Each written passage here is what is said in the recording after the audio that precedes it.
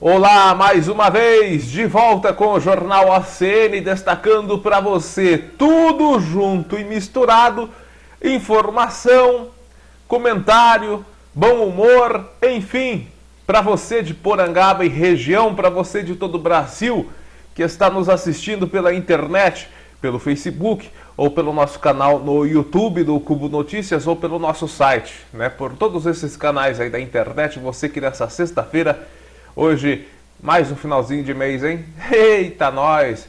Já estamos no dia 30 de agosto de 2019. Agradeço você por estar com a gente. Pessoal, vamos começando o nosso Jornal ACN.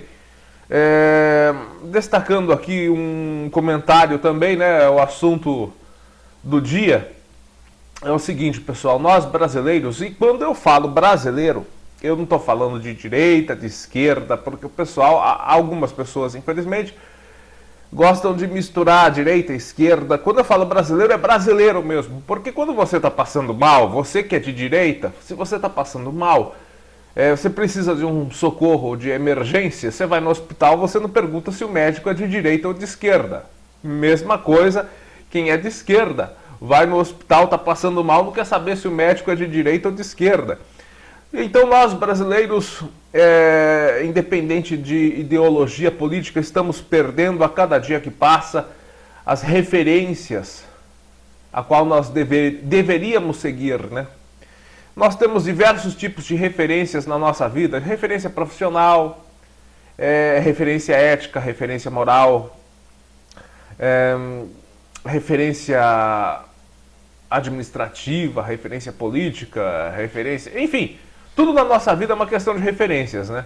Estamos perdendo aos poucos, e não tão aos poucos assim, estamos perdendo rapidamente as nossas referências. O Brasil está se tornando um país sem boas referências para todos nós, cidadãos brasileiros. Como eu disse, não importa se de lado de esquerda ou de direita. Alguns assuntos, né, polêmicos dos últimos tempos vem mostrando isso, vem provando isso. E não é de hoje, obviamente, isso lá de governos passados também, né? Por exemplo, vamos citar assuntos mais recentes. Referência da justiça, de que a justiça deveria ser imparcial, né?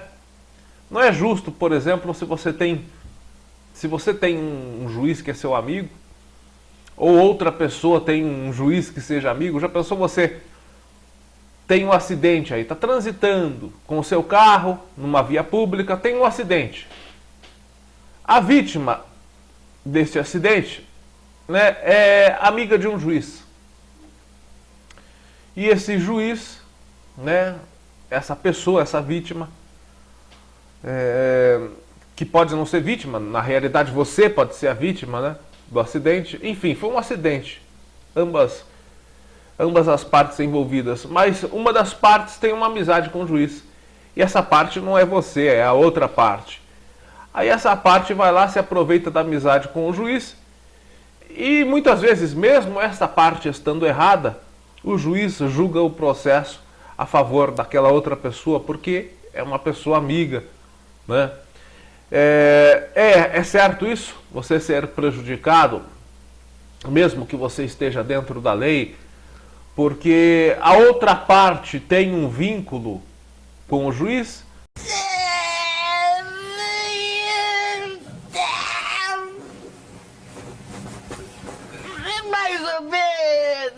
Mais ou menos. Não é certo. A referência que todos nós temos é de que a justiça deve ser imparcial, tratar todos de maneira igual, e é o que vem mostrando as recentes conversas divulgadas pelo Intercept.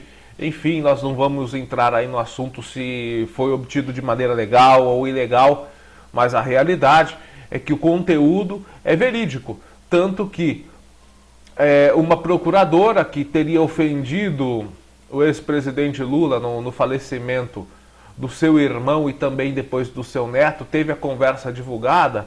Quando ela ironizou essas duas situações, ela reconheceu o conteúdo da conversa divulgada e pediu desculpas. O próprio ministro da Justiça, Sérgio Moro, quando chamou o MBL de idiotas, ou melhor, de babacas, né? Babacas. Quando teve esse trecho da conversa divulgada, também pediu desculpas, ou seja, se fosse mentira, não o teria feito. Então, pessoal, quando você reconhece que a justiça tem as falhas, você já perde aí essa referência da justiça. Outro assunto de hoje, de que nós estamos perdendo referência e confiabilidade na justiça, é de que a revista Veja encontrou o famoso Queiroz. Ladrão com muito orgulho. Acusado de ser operador de esquemas envolvendo o Flávio Bolsonaro, filho do presidente Jair Bolsonaro. Ele foi visto indo ao Centro de Oncologia do Hospital Albert Einstein. A revista Veja o encontrou. Agora ele está morando no Morumbi, zona nobre, de gente, todo mundo sabe, gente granfina, gente rica lá em São Paulo. Eu odeio pobre. Quanto mais pobre, mais eu odeio. E ele está morando lá, segundo a informação da revista Veja, é para facilitar o tratamento de um câncer no cólon que ele tem. E o tratamento ele está fazendo num hospital particular, um dos mais caros e especializados de todo o país, o Hospital Albert Einstein. A pergunta é como um ex-policial civil motorista está tendo condições para morar no Morumbi e bancar um tratamento no Albert Einstein. É uma coisa que todos devem se indagar, independente de direita ou de esquerda. Eu quero deixar isso bem claro, viu? Todo mundo tem que indagar isso. A direita indagaria. Se fosse um ex-motorista, um ex-policial civil, um simples cidadão que tivesse trabalhado para um filho do Lula, por exemplo. Não é o correto? Pois é.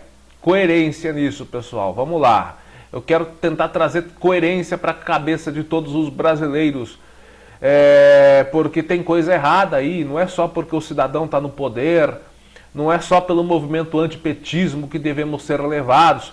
Ou nós corremos atrás da honestidade e da imparcialidade e da maneira honesta como é tratada a coisa por todos os lados, ou nós ficamos aceitando a corrupção de um lado ou de outro e o Brasil nunca vai mudar enquanto ficar esse negócio.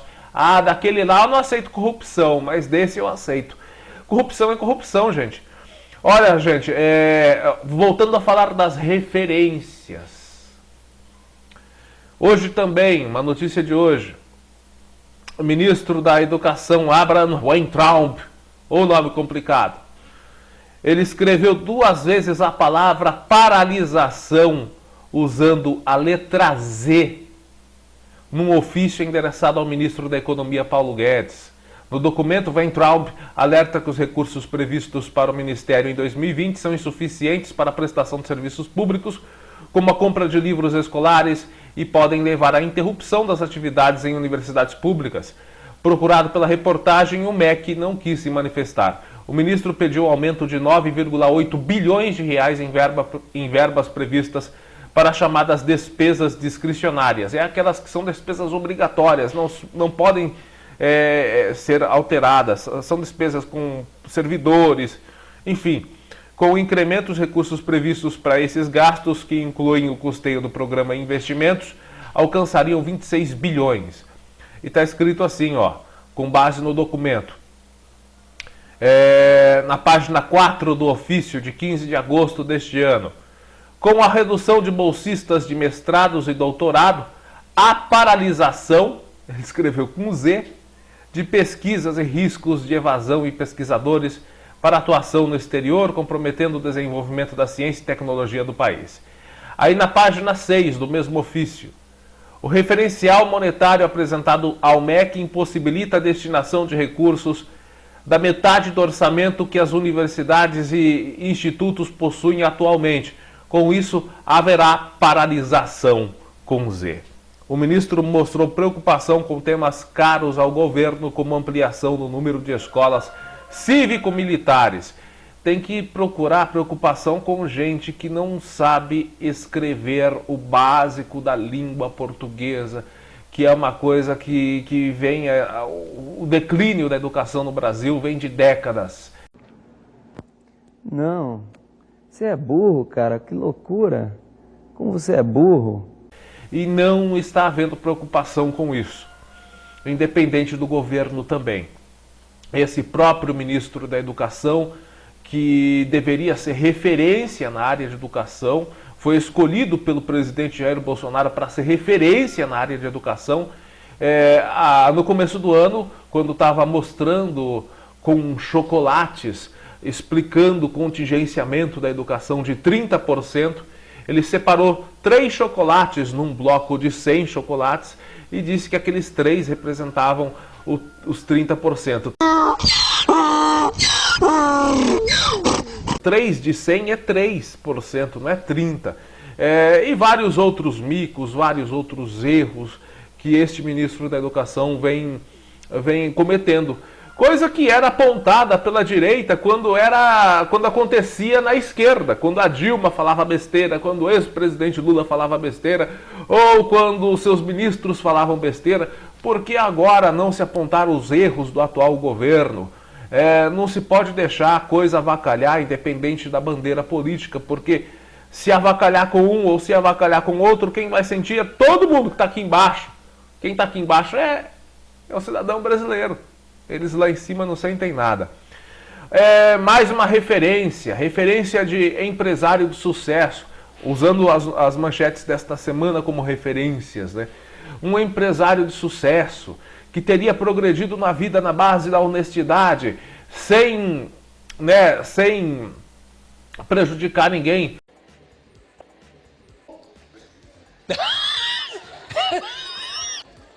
Tá bom. Silvio Santos, que muita gente vê como o ídolo que nunca teria se envolvido em corrupção, né, ou algo pelo menos antiético, e sendo um exemplo de empresário que progrediu na base do trabalho.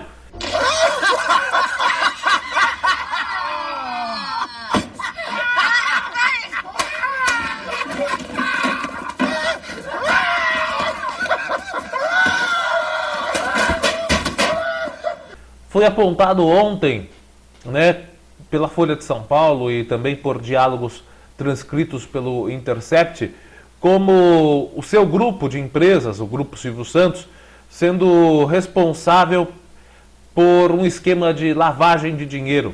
O operador financeiro Adir Assad, preso e delator da Lava Jato, teria afirmado que lavou milhões de reais para o Grupo Silvio Santos por meio de contratos fraudados de patrocínios esportivos. Apesar de o nome do apresentador não ter sido mencionado, o suposto esquema teria a participação do Daniel Abravanel, sobrinho dele, e o uso de empresas que comercializa a Telecena. As afirmações estariam em anexo do acordo de colaboração premiada com integrantes da Lava Jato. Os depoimentos foram compartilhados entre procuradores do Ministério Público Federal, segundo informações obtidas pelo Intercept Brasil e analisadas em conjunto com a Folha de São Paulo. O esquema funcionava em 2 tempos. Segundo teria dito Assad, no fim da década de 90, dos anos 90, o operador teria firmado contratos superfaturados de patrocínio entre as empresas e pilotos de corrida da Fórmula Indy. À época, ele já se relacionava com Guilherme Stoliar, que hoje é presidente do Grupo Silvio Santos. Assad teria relatado que o SBT tinha necessidade de fazer caixa paralelo, caixa 2, mas não sabe dizer com qual finalidade. A operação, segundo o delator, teria movimentado 10 milhões naquele período. Já a segunda fase, após acerto com Daniel Abravanel também e com o pai dele, o Henrique Abravanel, o irmão do Silvio Santos, a partir de meados dos anos 2000, Assad teria efetuado contratos de imagem de patrocínio na Fórmula Truck e transferido aos esportistas uma pequena parte dos valores contratados. O resto seria devolvido ao SBT, para ficar de caixa 2. A liderança capitalização, empresa responsável pela Telecena, teria pago, segundo o documento elaborado na delação, ao menos 19 milhões para uma das firmas do operador, a Rockstar, de 2006 a 2011. Está aí mais um mito, né? Silvio Santos, mito do empreendedorismo, das empresas que cresceram na base da honestidade sendo derrubados. Na realidade, quem já assistiu alguns documentários falando sobre o crescimento, inclusive do SBT, na época da ditadura militar, na época cresceu como TVS, né? Assista um documentário que se chama Além do Cidadão Kane, né? Explica um pouquinho a ascensão do Silvio Santos, que se aproveitou do governo militar para conseguir os seus benefícios. Aliás, Silvio Santos, que hoje é responsável por tentar limpar a imagem ou passar uma imagem bonita do governo Bolsonaro, ele já fez isso em outros governos. Era carne e unha com o Fernando Henrique Cardoso, quando ele era presidente. Tinha até nos intervalos do SBT um espacinho que era narrado pelo saudoso Lombardi, a Semana do Presidente. Nesta semana, o presidente Fernando Henrique Cardoso foi no banheiro, fez... né? Era desse jeito. Narrava tudo que Fernando Henrique Cardoso fazia. Com o ex-presidente Lula, também houve uma proximidade muito grande do Silvio Santos com o ex-presidente Lula, né? Inclusive imagens na internet onde, após reuniões com o ex-presidente Lula, Silvio Santos rasga elogios ao ex-presidente Lula. Então, o que ele está fazendo é sempre... O que ele está fazendo com o Bolsonaro é o que ele já fazia anteriormente, aproveitando-se do oportunismo, não é porque é o Silvio Santos que não é oportunista, Silvio Santos é um grande oportunista e ele está se beneficiando da sua imagem pública, do seu impacto público, para, com o seu oportunismo, obter alguma vantagem. Ou seja, Silvio Santos também já deixou de ser referência em ética, naquela coisa bonita, naquela imagem maravilhosa e poética que todos nós tínhamos deste apresentador. E para finalizar, o fim das nossas referências, eu estou fazendo várias citações aqui de fatos que fazem com que nós brasileiros percamos a fé, percamos as referências, e cheguemos num momento de desesperança. Eu vou exibir essa matéria aqui que foi mostrada ontem pelo Jornal da Record, está disponibilizada hoje no site R7 da Record. Um delegado que deveria combater o crime, ele foi preso ontem de manhã em sua casa, um apartamento de cobertura. E neste apartamento de cobertura, o que esse delegado tinha? Vários e vários vasos, estufa e até balança de precisão, vasos com dezenas de mudas de maconha. Acredite se quiser. Vamos assistir a matéria. Em Belo Horizonte, uma denúncia de vizinhos levou a polícia militar até a casa de um delegado. Quando os policiais chegaram, descobriram uma plantação de maconha. Parecia um endereço acima de qualquer suspeita. Uma cobertura num prédio de 3 andares, num bairro de classe média em Belo Horizonte. O dono é o delegado da Polícia Civil, Felipe Cordeiro, de 48 anos. Em 2010, ele chefiou a prisão de um dos chefes do Jogo do Bicho em Minas e investigou o funcionamento de casas de aborto no estado. Um policial que dizia combater crimes até às 10 horas da manhã de hoje, quando a polícia militar foi chamada pelos vizinhos que sentiram um cheiro estranho vindo do apartamento. Era maconha, muita maconha.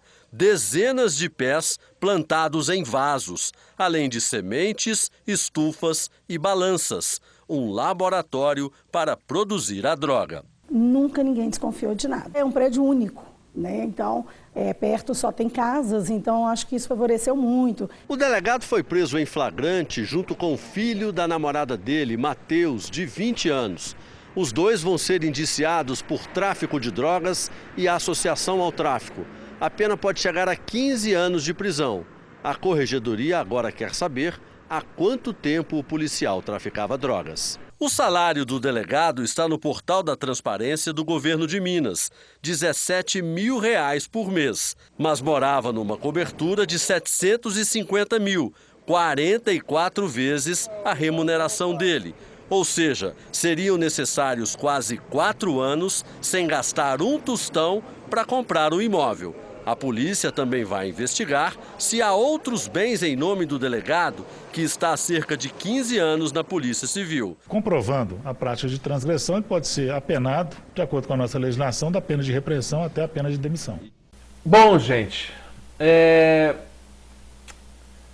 isso que eu queria mostrar para vocês na edição de hoje do Jornal OCN, né, nessa primeira parte aqui, de que o Brasil está perdendo realmente as suas referências. Como cidadãos, nos devemos centrar em referências de honestidade, de ética, de conduta, de política. E quando nós adotamos a referência, no caso, dentro desses adjetivos, ética, conduta, moralidade, lei, quando nós nos esquecemos das bandeiras partidárias e nos focamos apenas nesse adjetivo em busca das referências que nós temos, acho que a coisa vai melhorar para todo mundo. Talvez até a briga política diminua entre um lado e outro.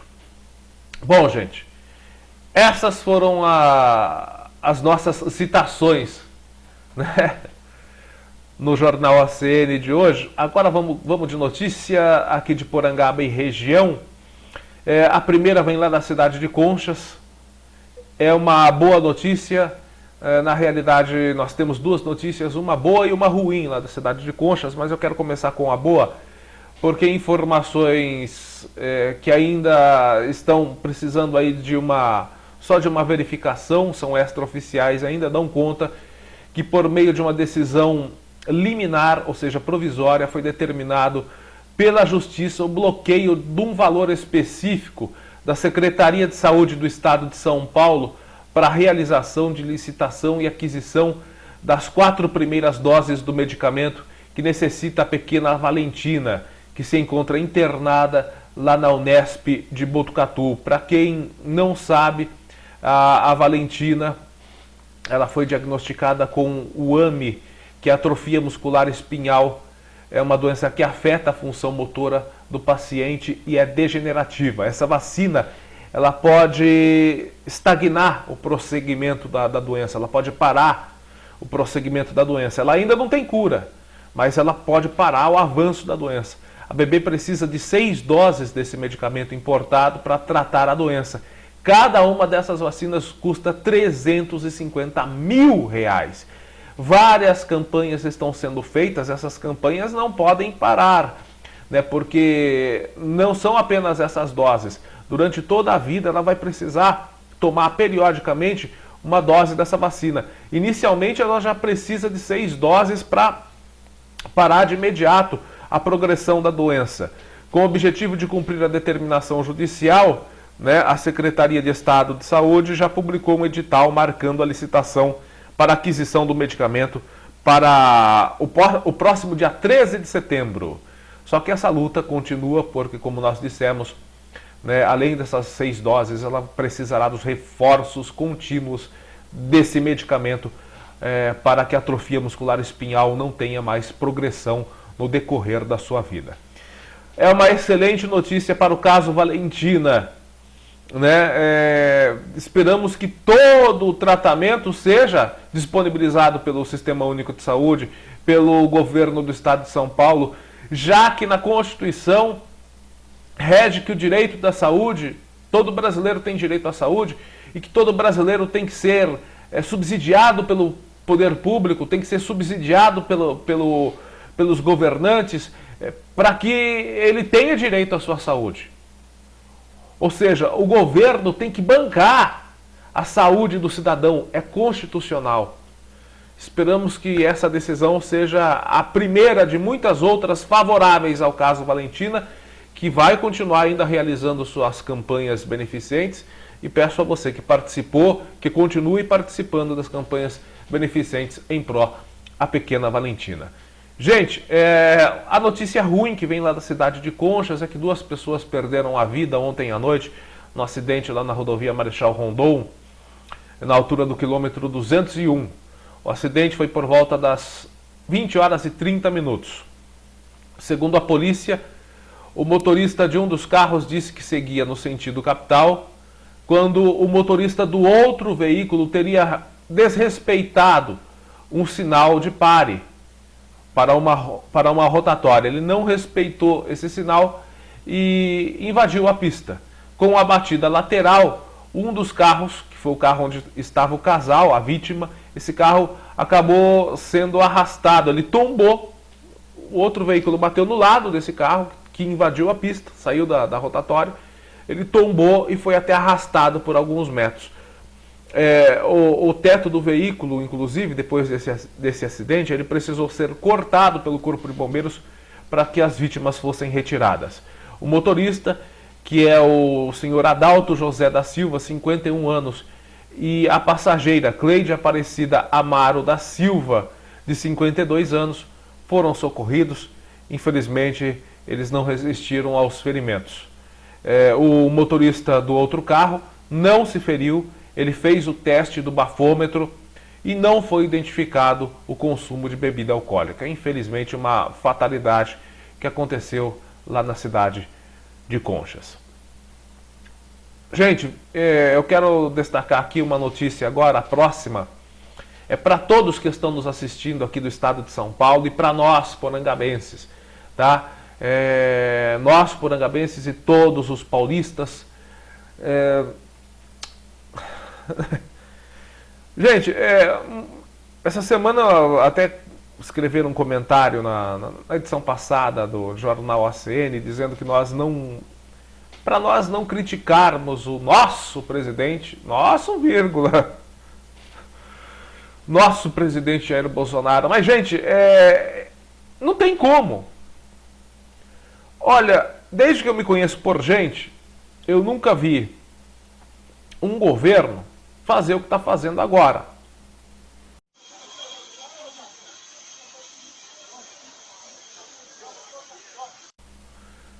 E eu não estou falando de coisa boa. Vacinação antirrábica. Vacinação contra a raiva. Sempre teve vacinação pública contra a raiva. Em todo o Brasil. Em todo o Brasil.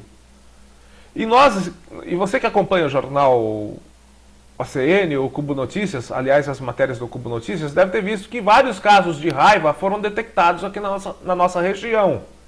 Em Guareí, Torre de Pedra, alguns casos de raiva foram detectados aqui na nossa região. Botucatu, então nem se fale, teve bastante. Só que olha só, está no site da prefeitura, inclusive foi disponibilizada essa informação pelo Departamento de Vigilância Epidemiológica aqui de Porangaba.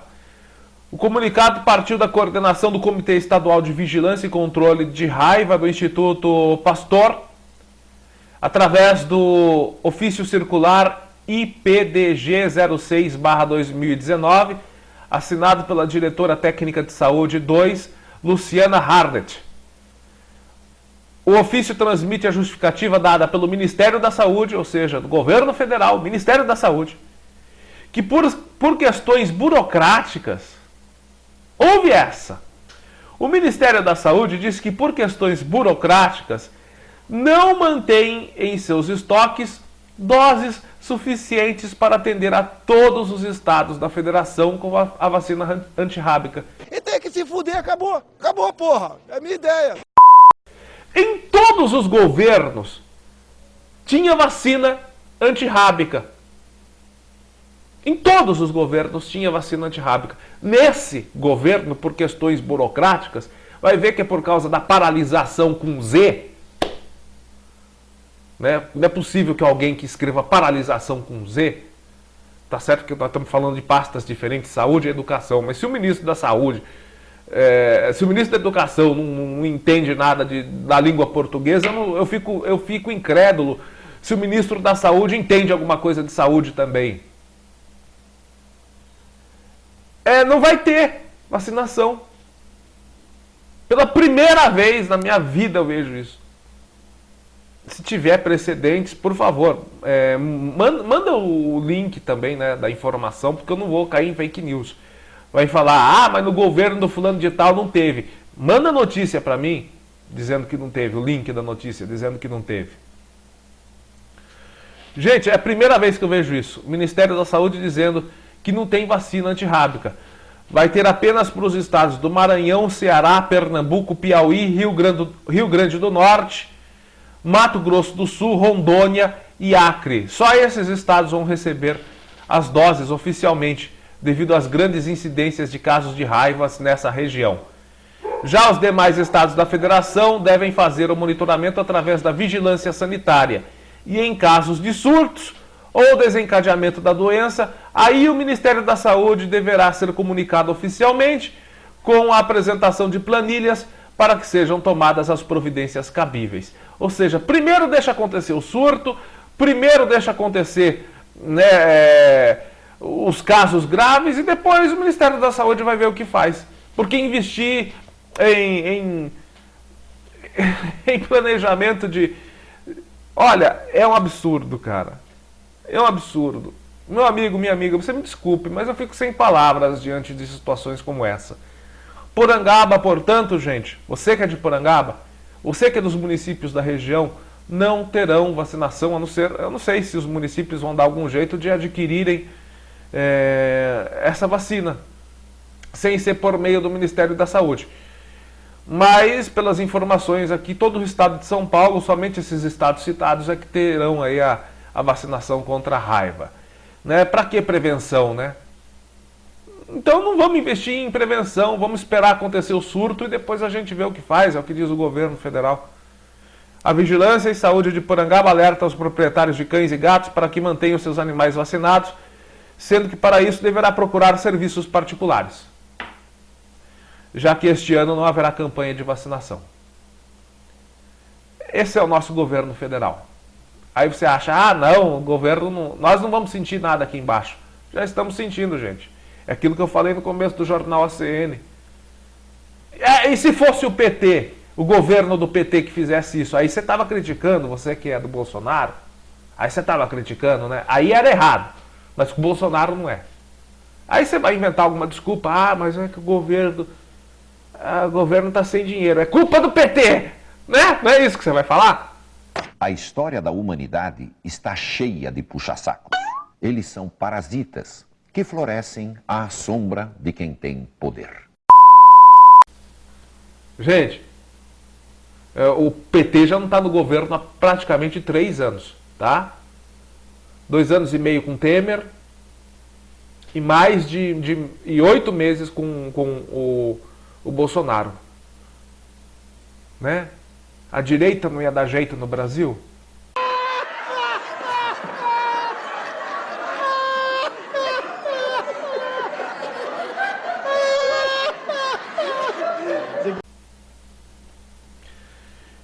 Gente,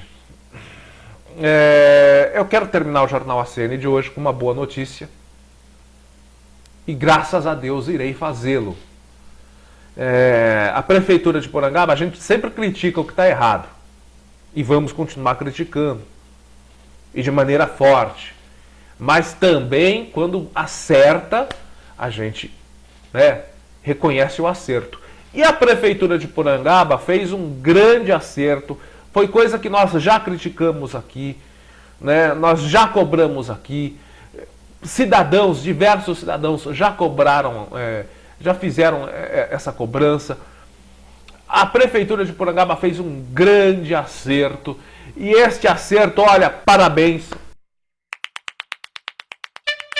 Realmente, parabéns, sinceramente, ao prefeito Luiz Deraldo, ao Departamento de Saúde, à Secretaria de Saúde, parabéns pelo que fez. Parabéns pelo que fez. A Prefeitura Municipal de Porangaba realizou no dia 27, portanto, nessa semana, dia 27, a compra de um veículo SPIN 0 km. É um veículo, como você está vendo aí na foto, né? Mais ou menos parecido com esse. É um veículo de 7 lugares, que será destinado em especial para pacientes de hemodiálise e quimioterapia. É o que nós já pedimos aqui, já teve reclamação, e isso é uma excelente coisa, né? É uma coisa humana, e nós queremos políticos humanos, Políticos voltados ao povo, o povo precisa de humanidade, o povo precisa de investimento em humanidade, em saúde, em educação. Isso é muito bom.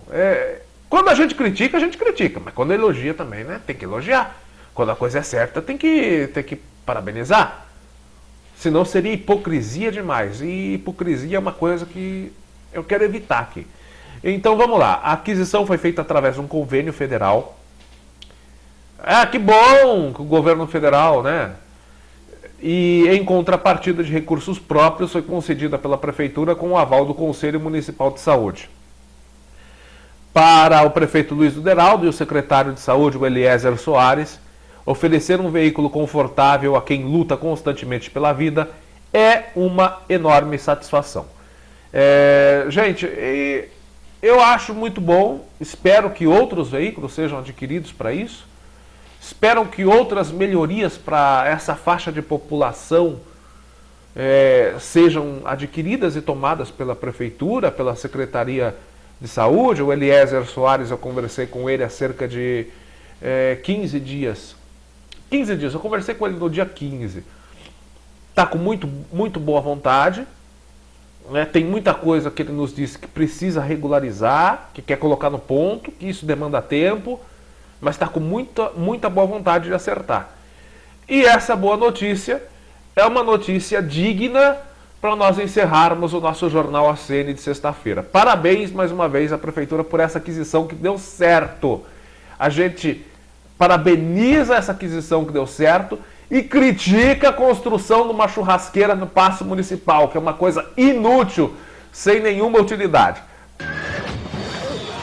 Tá bom? A gente tem que ser certo pelo que é certo e cobrar o que está errado. Coerência acima de tudo. Tá? Mas por essa aquisição, parabéns à Prefeitura por essa preocupação com essa população que tem problema renal crônico, precisa da hemodiálise.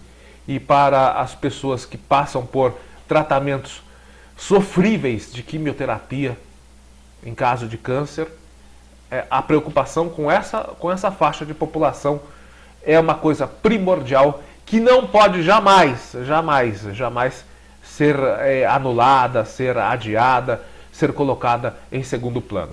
Uma boa notícia para finalizar o Jornal ACN de hoje. Final de semana, sexta-feira, penúltimo dia do mês de agosto. Nos falamos no mês que vem. Semana que vem, né, gente? Aqui no nosso Jornal ACN, que já vai ser setembro.